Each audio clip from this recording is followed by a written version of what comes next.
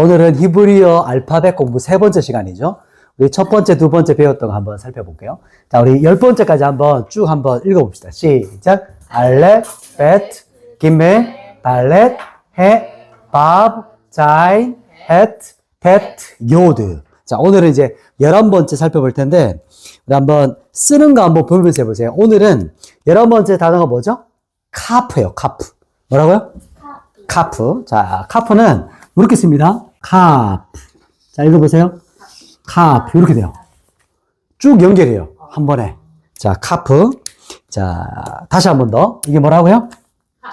카프. 이렇게 됩니다. 조금 독특하죠? 이게 어떻게 읽냐면, 카프라고 읽어요. 카프. 자, 카프는 숫자값이 몇이에요? 10이었으니까 이제 10단위 20이 됩니다. 11이 아니고 숫자값 20. 카프의 뜻은, 대표적인 뜻은 뭐냐면, 그쵸, 이게 한번 손 보세요. 앞에 보세요. 비슷하죠? 네.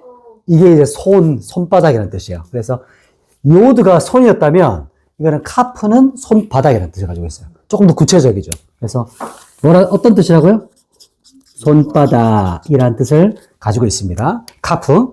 자, 카프 손바닥이고 또 한 가지 특징이 뭐냐면 히브리어는 제일 끝에 단어로 들어가면, 문장의 제일 끝으로 가면 모양이 변형돼요.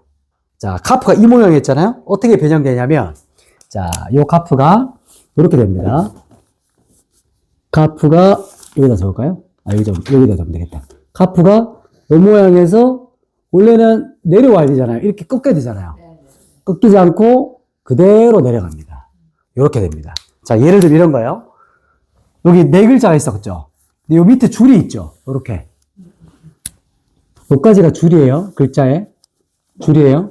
네모 맞춘다면 이렇게. 근데 이 선을 내려오는 거예요. 카프가 된다는 말은. 요 밑으로 내려온다는 뜻이에요. 요렇게 내려온다는 뜻이에요. 카프. 그래서 카프, 오늘 또 보겠지만 눈도 마찬가지예요. 카프. 카프는 이렇게 끝글자가 변형되는 글자다. 그래서 요가는 카프. 그래서 카프 하면 대표적인 히브리어 단어가 뭐가 있을까요? 카봇 기억나나요? 네. 카바드. 그래서 영광, 무겁다. 하나님을 존중히 여긴다. 사무엘상하에 나오는 네가 나를 존중히 여기는 자를 내가 존중히 여기고 할 때 이게 카보드가 카프 이 단어에서 왔어요. 자, 그리고 다음 한번 단어 살펴볼게요. 카프는 요게 좀 특징이다. 요렇게 밑으로 내려온다. 여기 줄이 있다면, 요 줄이 있다면 요렇게 내려온다. 여기 위에다가 그냥 그대로 쓸게요. 자, 이게 뭐예요? 카프. 카프인데, 동사, 이게 단어의 끝에 글자가 되면, 여기서 꺾이지 않고 그냥 쭉 내려온다. 이렇게 된다. 요거 기억하시면 돼요. 자, 자, 그 다음 이제 12번째 글자. 뭘까요? 카프 다음에 뭐죠? 라메드요, 라메드. 자, 라메드는 어떻게 쓰냐 보세요. 자, 이렇게 됐다가, 그리고 이렇게 돼요. 라메드. 맞아요. 봉기라 생각하면 돼요. 이렇게 곡선이 이렇게 그어야 되겠죠? 라메드. 이렇게 글자가 돼요. 라메드. 이게 이제 굴림체라서 보기가 쉬워요. 근데 그 궁서체로 쓰면 이렇게 눌러 쓰기 때문에 글자가 다른 글자랑 비슷하게 보여요. 그래서 특징이 이렇게 꺾이는 것과 여기 위에 부분, 그리고 여기 밑에 부분이 이렇게 꼬리가 있다는 거예요. 라메드는. 자, 라메드. 이렇게 돼요. 여기 바로 라메드입니다. 라메드는 숫자 값이 뭘까요? 30입니다. 그래서 라메드. 라멕이라고도 읽기도 하고, 보통은 라메드라고 읽습니다. 그래서 숫자 값은 30이고요. 뜻은, 대표하는 뜻이 뭐냐면, 이게 혹시 뭐처럼 생겼어요? 막대기. 맞아요. 막대기예요. 그래서 막대기 지팡이. 그래서 막대기 지팡이라는 뜻을 가지고 있어요. 자, 막대기. 보통 이스라엘에서 막대기 지팡이는 뭘 상징할까요? 목자. 그렇죠. 목자. 즉 권위를 상징해요. 권위. 그래서 내가 너를 목자로 삼았느니라. 주님의 지팡이, 주님의 막대기라는 말은 라메드는 리더를 말해요. 이끌어가는 리더십, 지도자를 말할 때 라메드가 이제 대표성을 가지고 있어요. 그래서 권위, 막대기 이런 뜻을 가지고 있습니다. 자, 숫자값 30이고요. 자, 그래서 라메드는 숫자값 30이고 막대기 권위를 말하는 단어입니다. 자, 그 다음에 13번째 단어는 뭘까요? 맴이라는 단어예요. 맴. 이름이 재밌죠? 맴. 자, 맴은 글자가 독특해요. 그냥 보면 동글동글하게 생겼잖아요. 그런데 그 쓸 때 저는 이렇게 좀 구분해요. 이렇게 자, 한 획을 긋고, 이렇게 살짝 대각으로 그어요. 긋고, 그대로 올라가서 동그라미는 아니지만 네모 비슷하게 만들어요. 네모 비슷한데 완전 네모는 아니에요. 왜냐하면, 자, 이게 맴이에요. 맴. 거의 네모처럼 그래요. 맴이에요. 자, 맴이란 글자도 앞에 카프처럼 마지막 글자가 되잖아요? 그러면 변형이 돼요. 어떻게 되냐면, 글자가 지금 제가 살짝 동그랗게 그렸잖아요. 마지막 글자가 되면 완전 네모예요, 그냥. 이렇게 하면 돼요. 마지막 글자가 되면. 이렇게 네모로 만드시면 돼요. 그래서 맴이라고 하면 밑에 한번 써줄게요. 마지막 글자다. 그 다음에 이렇게 그냥 우리나라처럼 네모로 만들면 돼요. 이렇게 해서 붙이면 되는 거예요. 이렇게 네모. 자, 왜 이렇게 각을 지냐면 나중에 사대라는 글자가 나와요. 근데 그거는 살짝 곡선으로 이렇게 돼 있기 때문에 비슷해요. 글자로 보면.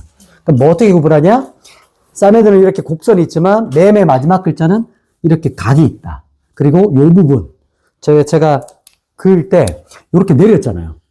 그래서 이 맴의 글자와 사메드가 이렇게 달라요. 이 부분이. 이게 끝 지점이 달라요. 그래서 나중에 궁서체, 히브리어 성경 볼 때 이 부분을 보면서 좀 구분할 수 있어야 돼요. 왜냐하면 나중에 보면 다 동그랗고 네모랗고 비슷하거든요. 그러면 그 특징을 통해서 이렇게 살펴보면서 글자가 요거랑 다르구나. 이렇게 살펴보는 거예요. 제가 하면서 계속 비교해 줄게요. 자, 맴은 숫자값 몇일까요? 40이고요. 대표하는 글자 뜻은 뭘까요? 우리 많이 들어봤어요. 물이랑 마임 들어봤나요? 그죠? 그게 바로 물이라는 뜻입니다. 물. 그래서 물은 하나님 엘로힘. 그래서 임 붙을 때 복수를 나타낼 때 그 임이라는 글자 그 말이고요. 그다음에 물이고 그리고 또 뜻이 뭐냐면 진리라는 뜻을 가지고 있어요. 진리는 아멘이죠. 아멘. 아만이라는 뜻으로 왔거든요. 그래서 그 맴에서 온 그것도 상징하면서 아멘. 이렇게 해서 맴이라는 글자도 마지막 글자가 오면 이렇게 변형된다. 이걸 기억하면 좋습니다. 자, 한 번 더. 그 다음 글자. 그 다음 글자는 뭘까요? 눈이에요. 눈인데, 자, 여기서, 자, 눈은 이렇게 씁니다. 보세요. 크지가 않아요. 절반 사이즈예요. 이렇게 눈. 여기 뭐라고요? 눈이에요. 자, 이게 어떻게 되는 거냐면 설명해 줄게요. 이렇게 보면 이렇게 박스를 그렸죠. 네모나게. 자, 여기 절반이에요. 글자가. 네모가 있다면 이렇게 절반만 채우는 거예요. 이해됐어요? 자, 밑에도 이렇게 줄이 있겠죠? 이렇게 칸. 우리가 한글 글 때 우리가 딱 좋은 거 같아요. 우리나라 글자가.